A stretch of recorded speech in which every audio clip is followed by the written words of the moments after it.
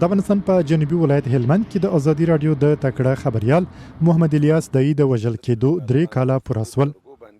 محمد الیاس دای په هلمند کې د رسنیو پر ډګر یو رسا غږ ګڼل کېدی او راپورونو یې د ډیرو لپاره د دې ولایت د روان وضعیت یو روڼ تصویر وړاندې کاوه. دای ته د خبريالۍ په ډګر کې د هغه د غوړه کارونو له کبله د څو ادارو او سازمانونو لخوا ستاین لیکونه او جایزې هم ورکول شوې وې. دای د 2020 کال د نوامبر پر 12 نیټه د هلمند په مرکز لشکرګاه کې د په موټر پسې د نشلول سوي مقناطیسي ماین په چاودنه کې ووژل شو. هغه پیښه چې مسؤلیت پر غاړه وانه خیست، خو د دې پیښې په اړه پیل شویو څېړنو هم نتیجه ورنکړه. په تیر جمهوریت نظام کې د قاتلانو د پیژندلو او محاکمې ژمنې شوې وې، خو څوک په علني ډول په دې باب مجازات نسول او پر افغانستان اوسنیو واکمنو طالبانو هم دغه قضیه له پامه غورځولې ده. په تیر جمهوریت نظام کې د یو مشکوک کس د نیولو خبر ورکول شوی و، خو د محمد الیاس دای د کورنۍ غړو په دې اړه شک څرګند کړی و. له دای د مهرباني په نوم لور پاتې ده چې اوس هم کور ته د پلار د ستنېدو په انتظار ده. د محمد الیاس دای ورور مجتبی محمدي د هغې چاودنې په وخت کې ټپي شوی و او اوس په جرمني کې میشت دی. کله ټلیفون پورته کې بیا ماته بابا وایي،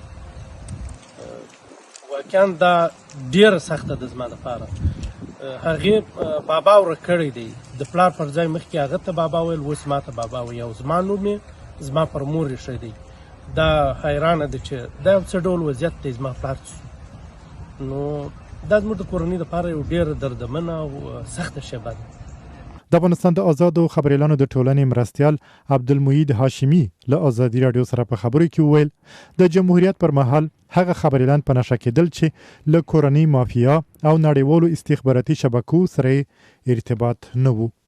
شهید الیاس دای او د په څیر باندې هغه ژورنالیستان چې هغوی د بیان ازادۍ ته ژمن وو، هغوی د ژورنالیزم بېطرفۍ اصل ته ژمن وو او هغوی د هیڅ زورواکي او زورور اړخ پروا نه ساتله. د حق په ویلو کې هغوی ته به تل دغه ډول ستونزې جوړېدلې او هر هغه څوک چې هغوی د بهرنۍ هیوادونو د استخباراتي شبکو سره او یا کورنۍ مافیا سره اړیکې نه درلودلې، د هغوی لپاره په دې وطن کې ژوند سخت و.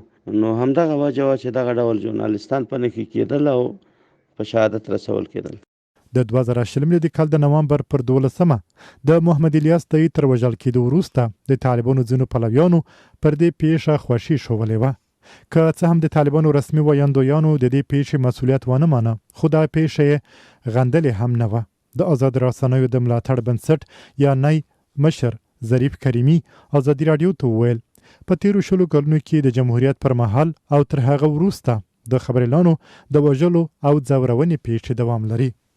ما متاسفانه در 20 سال گذشته له بده مرغه په تیرو 20 کلونو کې مو افغانستان کې 115 خبريالان او د رسنیو کارکونکي له لاسه ورکړل.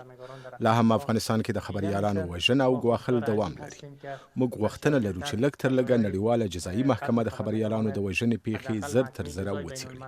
موږ 3 کاله مخکې په هلمند کې د افغانستان د یو وتلي خبريال محمد الیاس دای د وژل کېدو شاهدان. تر هغې وروسته څو نور خبريالان هم افغانستان کې ووژل شول چې د هغوی قضیې هم نه دي څېړل شوي. د هلمند ځینو اوسیدونکو ازادي رادیو ته ویلي له 3 کلونو راهیسې چې محمد الیاس دای وژل شوی، داسې احساسوي لکه د دوی ټولو غږ چې خاموشه شوی وي او نور د هلمند د خلکو د زړه خبرې هغسې چې دای تر ټول افغانستان او نړۍ رسولې د چا تر غوږونو نه رسیږي.